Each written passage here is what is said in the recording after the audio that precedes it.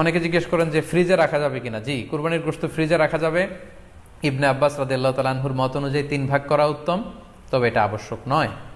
আপনি 1 ভাগ নিজে খাবেন, 1 ভাগ আত্মীয় স্বজন প্রতিবেশীদের দিবেন, আরেক ভাগ গরিব দুঃখীদের মাঝে বন্টন করে দিবেন, এটা উত্তম, কিন্তু এটা আবশ্যক নয়। পুরো গোশত যদি আপনার লেগে যায় আপনি ভোগ করতে পারেন, আর যদি আপনার কাছে অতিরিক্ত গোশত থাকে এটা আপনি আত্মীয়দের দান করুন, গরিব আত্মীয়দের আপনি উপহার দিন, গরিব মিসকিনদের সুবিধা বঞ্চিত মানুষদেরকে আপনি এগুলো দান করুন।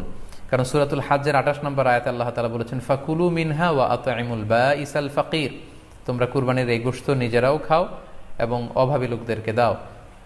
এবং সহিহ বুখারীতে আল্লাহ রাসূল সাল্লাল্লাহু আলাইহি ওয়াসাল্লামের একটি বর্ণনা, আল্লাহ রাসূল সাল্লাল্লাহু আলাইহি ওয়াসাল্লাম বলেছেন, কুলু ওয়া আত'ইমু ওয়াদ্দাখিরু, অর্থাৎ কুরবানির গোশত তোমরা খাও, ওয়া আত'ইমু মানে অন্যদের খাওয়াও, ওয়াদ্দাখিরু এবং তোমরা এটাকে প্রিজার্ভ করে রাখো বা জমা করেও রাখতে পারো। অর্থাৎ আপনি চাইলে ফ্রিজে রাখতে পারবেন,